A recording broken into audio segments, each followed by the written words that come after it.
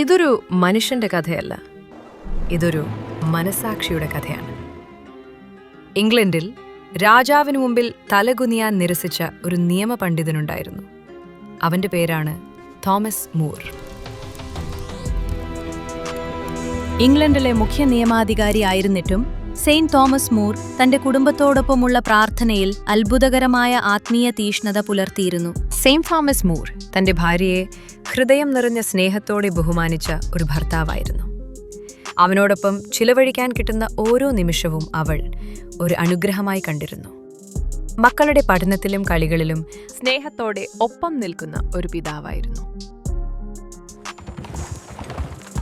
ഒരു ദിവസം രാജാവിന് സഭയുടെ തലവനാകണമെന്ന അധികാരം മോഹം കൂടിയപ്പോൾ തോമസ് മൂർ ദൈവത്തിന്റെ ശബ്ദമായി മാറി. തോമസ് മൂർ രാജാവിനോട് പറഞ്ഞു, സഭയുടെ തലവൻ ദൈവം തന്നെയാണ്.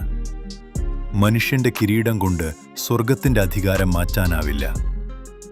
ഞാൻ നിങ്ങളുടെ നിയമങ്ങളെ മാനിക്കുന്നു, എന്നാൽ ദൈവത്തിന്റെ സത്യം ഞാൻ ഒരിക്കലും വിൽക്കില്ല. ചെറുപുഞ്ചിരിയോടെ ലോകം കേൾക്കെ രാജാവിനെ നോക്കി തോമസ് മൂർ പറഞ്ഞു, ഞാൻ രാജാവിന്റെ നല്ല സേവകനാണ്, പക്ഷേ ആദ്യം ദൈവത്തിന്റെ സേവകനാണ്.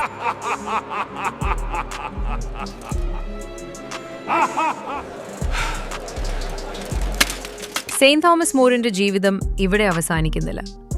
ഇവിടെ നിന്നാണ് അത് യഥാർത്ഥത്തിൽ തുടങ്ങുന്നത്.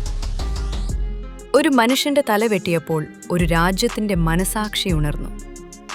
ക്രിസ്തീയ വിശ്വാസം അടിച്ചമർത്തപ്പെട്ടിരുന്ന ഇംഗ്ലണ്ടിൽ അവന്റെ രക്തസാക്ഷിത്വം ഒരു വെളിച്ചമായി പടർന്നു.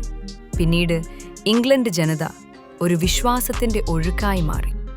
കത്തോലിക്ക സഭയുടെ വിശുദ്ധ പദവിയിൽ നിന്നുകൊണ്ട് സെയിന്റ് തോമസ് മൂർ നമ്മോട് പറയുന്നു, സമാധാനത്തിലായിരിക്കുക, ഇടവിടാതെ പ്രാർത്ഥിക്കുക, മരിക്കേണ്ടി വന്നാലും സത്യവിശ്വാസത്തെ കൈവിടരുത്.